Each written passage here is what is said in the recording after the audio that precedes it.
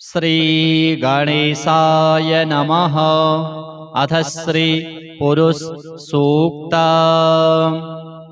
हरि ओम। सहस्रशीरेखा पुरुषः सहस्राक्षः सहस्रपात भूमिगुं सर्वतः स्मृत्वात्यतिष्ठद्दशाङ्गुलं पुरुष एवेदगुं सर्वं यद्भूतं यच्च भाव्यम् उतामृतत्वशेषानो जदन्नेनातिरोहति एतावानस्य महिमा तु ज्यायांश्च पुरुषः पादोश्च विश्वा भूतानि त्रिपादस्यामृतं दिवि त्रिपादूर्ध्व उदयित पुरुषः पादोषेहा भवत् पुनः ततो विख्वन् व्यक्रामत्शासनानशने अभि ततो विराडजायत विराजो अधिपुरुषः सजातो अत्यरिच्यत पश्चात् भूमिमथो पुरः तस्माद्यज्ञात् सर्वभूतः सम्भृतं प्रेखदाज्यं पशुस्तांश्चक्रे वायव्या नारण्या ग्राम्याश्च तस्माद्यज्ञात् सर्वभूतारिचः सामानि जग्गिरे छन्दागुंसि जग्गिरे तस्माद्यजुस्तस्माद्दजायत तस्माद्दश्वा अजायन्त जे केचोभयादतः गावो हजग्गिरे तस्माज्जाता अजावयः तञ्जज्ञम्बरेहि प्रोक्षन् पुरुषै जातमग्रतः तेन देवा अयजन्त साध्या दिखयश्च यत्पुरुषं व्यदधुः कतिधाभ्यकल्पयन् मुखं किमस्यासीत् किं बाहु किमूरुपादा उच्येते ब्राह्मणोऽस्य मुखमासीत् बाहुराजन्यः कृतः ऊरु तदस्य यद्वैश्यः पद्भ्यागुंशूद्रो अजायत चन्द्रमा मनसो जातश्चक्षोः सूर्यो अजायत श्रोत्राद्वायुश्च प्राणश्च मुखादग्निरजायत नाभ्या आसीदन्तरिक्षगुं शीर्ष्णोर्द्योः समवर्तत पद्भ्यां भूमिर्दिशः श्रोत्रात् तथा लोकान् अकल्पयन्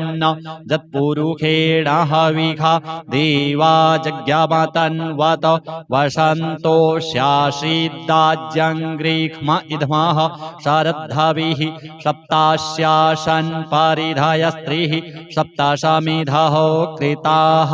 देवा जज्ञन्तन्वाना अबध्नन् पुरुषं पशुं यज्ञेन यज्ञमयजन्त देवास्तानि धर्माणि प्रथमान्य सन्नाते हनाकं महिमानः सचन्त यत्र पूर्वे साध्याः सन्ति देवाः। श्री पुरुषोत्तम देवार्पणमस्तु। हरि ओम। सहस्रशीरेखा पुरुषः सहस्राक्षः सहस्रपात भूमिगुं सर्वतः स्मृत्वात्यतिष्ठद्दशाङ्गुलं पुरुष एवेदगुं सर्वं यद्भूतं यच्च भाव्यम् उतामृतत्वशेषानो जदन्नेनातिरोहति एतावानस्य महिमा तु ज्यायांश्च पुरुषः पादोश्च विश्वा भूतानि त्रिपादस्यामृतं दिवि त्रिपादूर्ध्व उदयित पुरुषः पादोषेहा भवत् पुनः ततो विख्वन् व्यक्रामत्शासनानशने अभि ततो विराडजायत विराजो अधिपुरुषः सजातो अत्यरिच्यत पश्चात् भूमिमथो पुरः तस्माद्यज्ञात् सर्वभूतः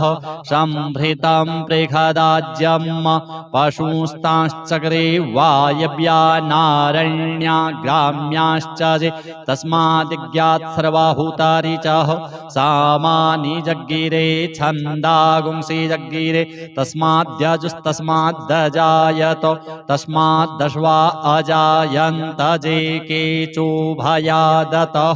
गावो हजग्गिरे तस्माज्जाता अजावयः तञ्जज्ञम्बरेहि क्षिप्रौक्षन् पुरुखै जातमग्रतः तेन देवा अयजन्त साध्या दिखयश्च ये यत्पुरुखं व्यदधुः कतिधाभ्यकल्पयन् मुखं किमस्यासीत् किं बाहु किमुरूपादा उच्येते ब्राह्मणोऽस्य मुखमासीत् बाहुराजन्यः कृतः ऊरू तदस्य यद्वैश्यः पद्भ्यागुंशूद्रो अजायत चन्द्रमा मनसो जातश्चक्षोः सूर्यो अजायत श्रोत्राद्वायुश्च प्राणश्च मुखादग्निरजायत नाभ्या आसीदन्तरिक्षगुं शीर्ष्णोर्द्योः समावर्तत पद्भ्यां भूमिर्दिशः श्रोत्रात्तथा लोकान् अकल्पयन् यत्पुरुषेण हविखा देवा जज्ञमतन्वत वसन्तोऽस्यासीद्दाज्यङ्ग्रीक्ष्म इद्मः शरद्धविः सप्तास्यासन् परिधयस्त्रिः सप्तशमिधः कृताः देवा जज्ञन्तन्वाना अबध्नन् पुरुखं पशुं यज्ञेन यज्ञमयजन्त देवास्तानि धर्माणि प्रथमान्य सन्नाते हनाकं महिमानः सचन्त यत्र पूर्वे साध्याः सन्ति देवाः। श्री पुरुषोत्तम देवार्पणमस्तु। हरिः ओम। सहस्रशीरेखा पुरुषः सहस्राक्षः सहस्रपात सभूमिगुं सर्वतः स्मृत्वात्यतिष्ठद्दशाङ्गुलं पुरुष एवेदगुं सर्वं यद्भूतं यच्च भाव्यम् उतामृतत्वशेषानो जदन्नेनातिरोहति एतावानस्य महिमा तु ज्यायांश्च पुरुषः पादोऽस्य विश्वा भूतानि त्रिपादस्यामृतं दिवि त्रिपादूर्ध्व उदयित् पुरुषः पादोषेहा भवत् पुनः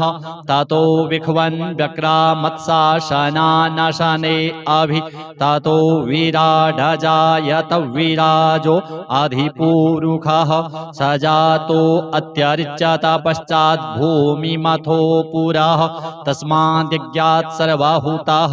संभृतं पृखदाज्यम्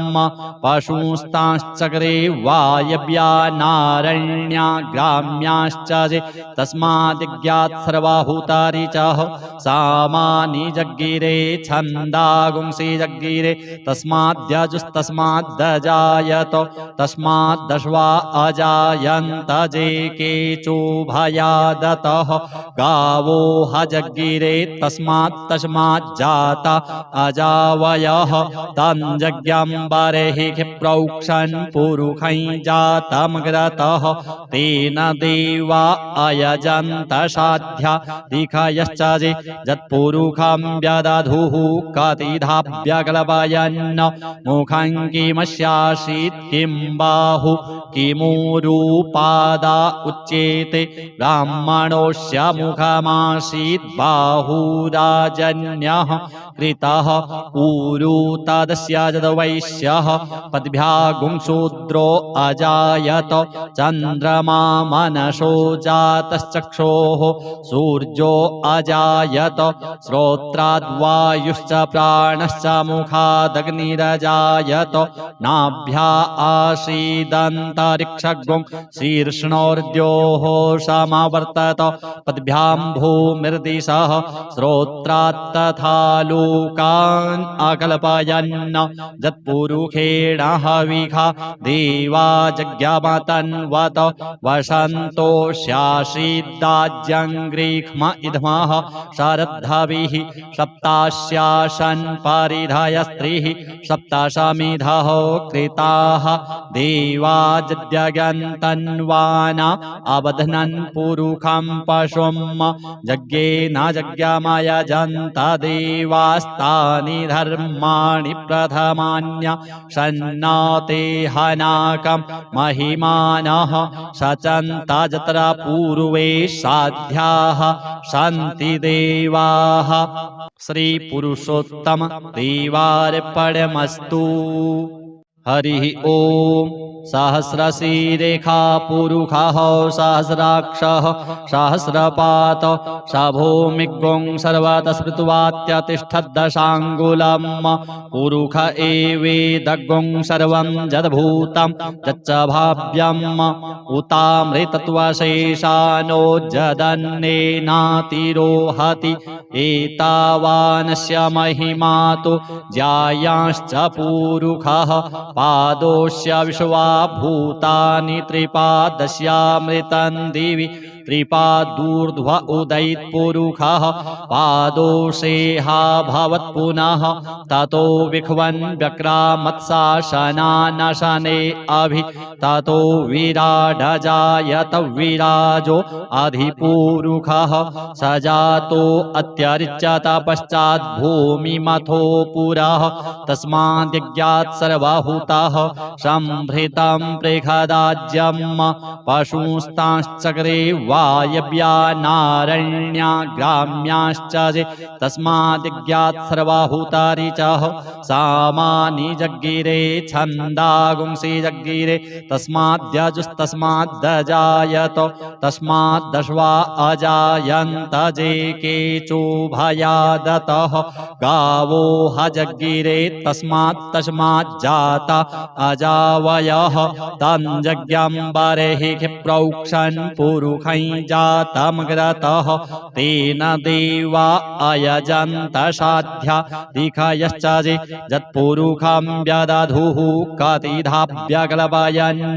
मुखं किमस्यासीत् किं बाहु किमुरुपादा उच्येते ब्राह्मणोऽस्य मुखमासीत् बाहुराजन्यः कृतः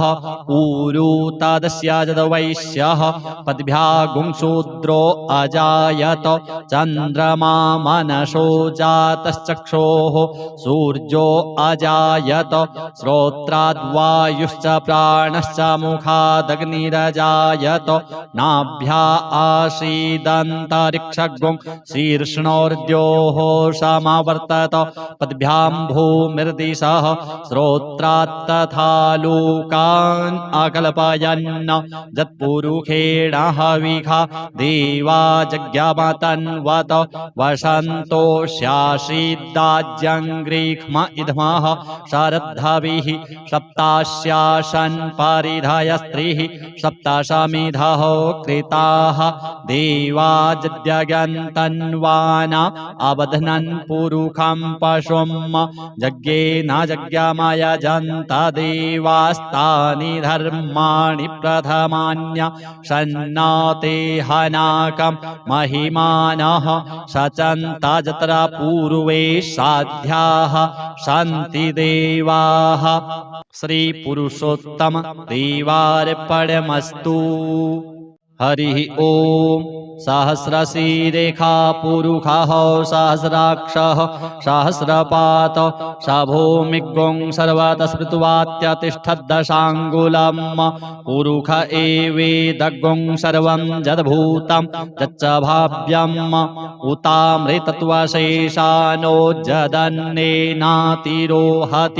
एतावानस्य महिमा तु ज्यायांश्च पुरुषः पादोऽस्य विश्वा भूतानि त्रिपादस्यामृतं दिवि त्रिपादूर्ध्व उदयित्पुरुषः पादोषेहा भवत् पुनः ततो विख्वन् व्यक्रामत्साशनानशने अभि ततो विराडजायत विराजो अधिपूरुषः स जातो अत्यर्चत पश्चात् भूमिमथो पुरः तस्माद्यज्ञात् सर्वभूतः सम्भृतं पृषदाज्यं पशुस्तांश्चक्रे वायव्यानारण्या ग्राम्याश्च ये तस्माद्यज्ञात् सर्वभूतानि च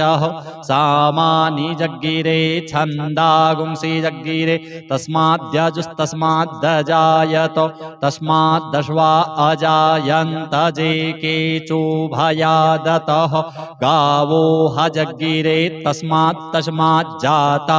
अजावयः तञ्जज्ञम्बरेहि प्रोक्षन् पुरुषै जातमग्रतः तेन देवा अयजन्त साध्या दिखयश्च ये यत्पुरुषं व्यदधुः कतिधाभ्यग्लपयन् मुखं किमस्यासीत् किं बाहु किमुरूपादा उच्येते ब्राह्मणोऽस्य मुखमासीत् बाहुराजन्यः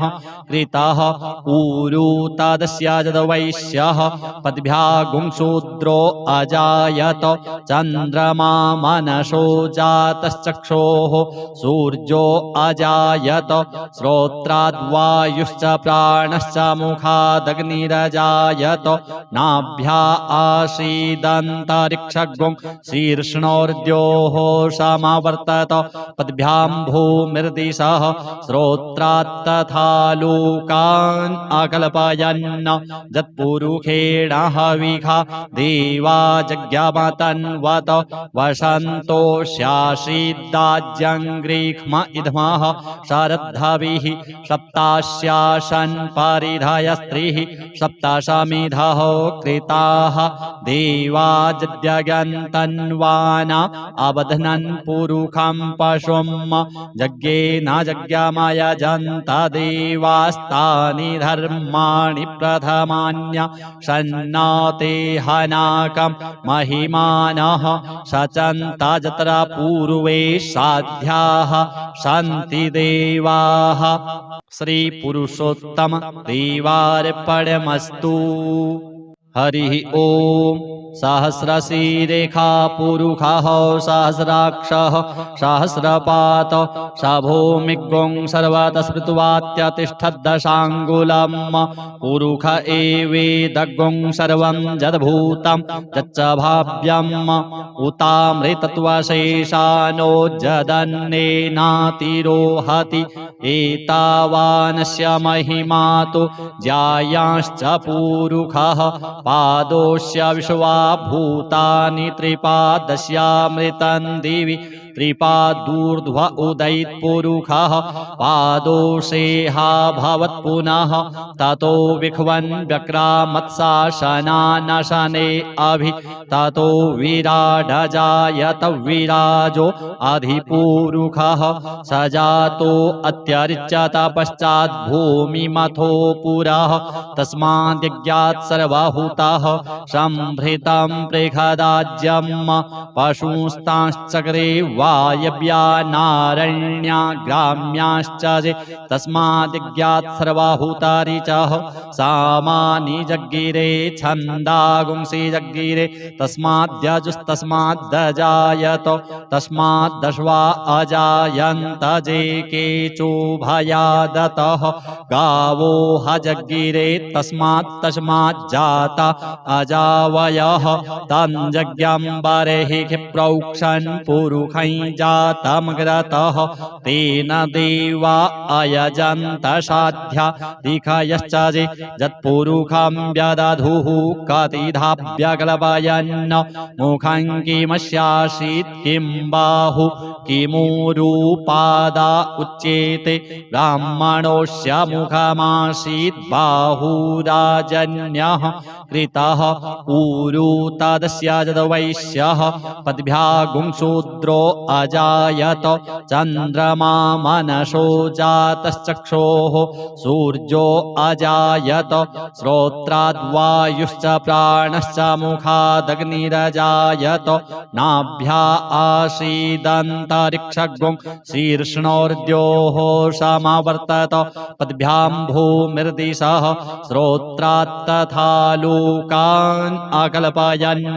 जत्पुरुषेण हविषा देवा जज्ञमतन्वत वसन्तोष्यासीदाज्यङ्ग्रीक्ष्म इद्मः शरद्धविः सप्तास्यासन् परिधयस्त्रिः सप्तशमिधः कृताः देवा जज्ञन्तन्वाना अबध्नन् पुरुषं पशुं यज्ञेन यज्ञमयजन्त देवास्तानि धर्माणि प्रथमान्य सन्नाते हनाकं महिमानः सचन्त जत्र पूर्वे साध्याः सन्ति देवाः। श्री पुरुषोत्तम देवार्पणमस्तु। हरिः ओम। सहस्रशीरेखा पुरुषः सहस्राक्षः सहस्रपात स भूमिगुं सर्वतः स्मृत्वात्यतिष्ठद्दशाङ्गुलम् पुरुष एवेदगुं सर्वं यद्भूतं यच्च भाव्यम् उतामृतत्वशेषानो जदन्नेनातिरोहति एतावानस्य महिमा तु ज्यायांश्च पुरुषः पादोस्य विश्वा भूतानि त्रिपादस्यामृतं दिवि त्रिपादूर्ध्व उदयित्पुरुषः पादोषेहा भवत् पुनः ततो विख्वन् व्यक्रामत्शासनानशने अभि ततो विराडजायत विराजो अधिपुरुषः स जातो अत्यरिच्यत पश्चात् भूमिमथो पुरः तस्माद्यज्ञात् सर्वभूतः सम्भृतं पृषदाज्यम् पशुस्तांश्चक्रे वायव्या नारण्या ग्राम्याश्च तस्माद्यज्ञात् सर्वभूतारिचः सामानि जग्गिरे छन्दागुंसि जग्गिरे तस्माद्यजुस्तस्माद्दजायत तस्माद्दश्वा अजायन्त जे केचोभयादतः गावो हजग्गिरे तस्माज्जाता अजावयः तञ्जज्ञम्बरेहि प्रोक्षन् पुरुषै जातमग्रतः तेन देवा अयजन्त साध्या दिखयश्च यत्पुरुषं व्यदधुः कतिधाभ्यकल्पयन् मुखं किमस्यासीत् किं बाहु किमूरूपादा उच्येते ब्राह्मणोऽस्य मुखमासीत् बाहुराजन्यः कृतः ऊरू तदस्याजदवैश्यः पद्भ्यागुंशूद्रो अजायत चन्द्रमा मनसो जातश्चक्षोः सूर्यो अजायत श्रोत्राद्वायुश्च प्राणश्च मुखादग्निरजायत नाभ्या आसीदन्तरिक्षगुं शीर्ष्णोर्द्योः समावर्तत पद्भ्यां भूमिर्दिशः श्रोत्रात्तथा लोकान् अकल्पयन् यत्पुरुषेण हविषा देवा जज्ञमतन्वत वसन्तोष्यासीदाज्यङ्ग्रीक्ष्म इद्मः शरद्धविः सप्तास्यासन् परिधयस्त्रिः सप्तशमिधः कृताः देवा जज्ञन्तन्वाना अबध्नन् पुरुषं पशुं यज्ञेन यज्ञमयजन्त देवास्तानि धर्माणि प्रथमान्य सन्नाते हनाकं महिमानः सचन्त जत्र पूर्वे साध्याः सन्ति देवाः। श्री पुरुषोत्तम देवार्पणमस्तु। हरिः ॐ सहस्रशीरेखा पुरुषः सहस्राक्षः सहस्रपात शभोमिग्गुं सर्वतः स्मृत्वात्यतिष्ठद्दशाङ्गुलम् पुरुष एवेदग्गुं सर्वं यद्भूतं यच्च भाव्यम् उतामृतत्वशेषानो जदन्नेनातिरोहति एतावानस्य महिमा तु ज्यायांश्च पुरुषः पादोस्य विश्वा भूतानि त्रिपादस्यामृतं दिवि त्रिपादूर्ध्व उदयित्पुरुषः पादोषेहा भवत् पुनः ततो विख्वन् व्यक्रामत्साशनानशने अभि ततो विराडजायत विराजो अधिपुरुषः स जातो अत्यरिच्यत पश्चात् भूमिमथो पुरः तस्माद्यज्ञात् सर्वभूतः सम्भृतं पृषदाज्यम् पशुस्तांश्चक्रे वायव्यानारण्या ग्राम्याश्च तस्माद्यज्ञात् सर्वभूतानि च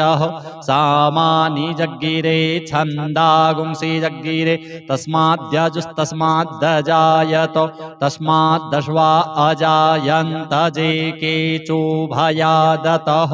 गावो हजग्गिरे तस्माज्जाता अजावयः तञ्जज्ञम्बरेहि क्षिप्रौक्षन् पुरुषै जातमग्रतः तेन देवा अयजन्त साध्या दिखयश्च जे यत्पुरुषं व्यदधुः कतिधाभ्यकल्पयन् मुखं किमस्यासीत् किं बाहु किमुरूपादा उच्येते ब्राह्मणोऽस्य मुखमासीत् बाहुराजन्यः कृतः ऊरू तदस्य यद्वैश्यः पद्भ्यागुं शूद्रो अजायत चन्द्रमा मनसो जातश्चक्षोः सूर्यो अजायत श्रोत्राद्वायुश्च प्राणश्च मुखादग्निरजायत नाभ्या आसीदन्तरिक्षगुं शीर्ष्णोर्द्योः समावर्तत पद्भ्यां भूमिर्दिशः श्रोत्रात् तथा लोकान् अकल्पयन् यत्पुरुषेण हविषा देवा जज्ञमतन्वत वसन्तोऽस्यासीद्दाज्यं ग्रीक्ष्म इद्मः शरद्धविः सप्तास्यासन् परिधयस्त्रिः सप्तशमिधः कृताः देवा जज्ञन्तन्वाना अबध्नन् पुरुषं पशुं यज्ञेन यज्ञमयजन्त देवास्तानि धर्माणि प्रथमान्य सन्नाते हनाकं महिमानः सचन्त यत्र पूर्वे साध्याः सन्ति देवाः श्रीपुरुषोत्तम देवार्पणमस्तु। हरिः ॐ सहस्रशीरेखा पुरुषः सहस्राक्षः सहस्रपात शभोमिग्गुं सर्वतः स्मृत्वात्यतिष्ठद्दशाङ्गुलम् पुरुष एवेदग्गुं सर्वं यद्भूतं यच्च भाव्यम् उतामृतत्वशेषानो जदन्नेनातिरोहति एतावानस्य महिमा तु ज्यायांश्च पुरुषः पादोस्य विश्वा भूतानि त्रिपादस्यामृतं दिवि त्रिपादूर्ध्व उदयित्पुरुषः पादोषेहा भवत् पुनः ततो विख्वन् व्यक्रामत्साशनानशने अभि ततो विराडजायत विराजो अधिपुरुषः स जातो अत्यरिच्यत पश्चात् भूमिमथो पुरः तस्माद्यज्ञात् सर्वभूतः सम्भृतं पृषदाज्यम्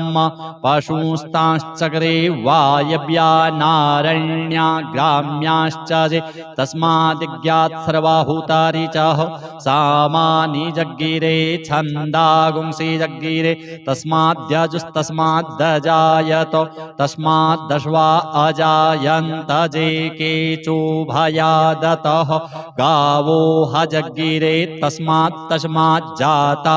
अजावयः तञ्जज्ञम्बरेहि क्षिप्रौक्षन् पुरुषै पुरुखै जातमग्रतः तेन देवा अयजन्त साध्या दिखयश्च जे यत्पुरुखं व्यदधुः कतिधाभ्यकल्पयन् मुखं किमस्यासीत् किं बाहु किमूरुपादा उच्येते ब्राह्मणोऽस्य मुखमासीत् बाहुराजन्यः कृतः ऊरु तदस्य यद्वैश्यः पद्भ्यागुंशूद्रो अजायत चन्द्रमा मनसो जातश्चक्षोः सूर्यो अजायत श्रोत्राद्वायुश्च प्राणश्च मुखादग्निरजायत नाभ्या आसीदन्तरिक्षगुं शीर्ष्णोर्द्योः समावर्तत पद्भ्यां भूमिर्दिशः श्रोत्रात्तथा लोकान् अकल्पयन्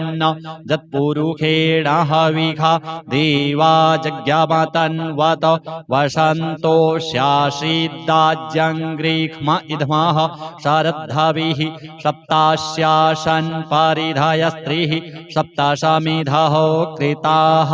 देवा यज्ञन्तन्वाना अबध्नन् पुरुषं पशुं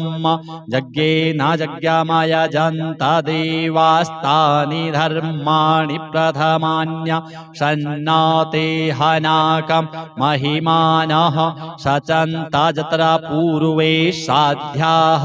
सन्ति देवाः। श्री पुरुषोत्तम देवार्पणमस्तु।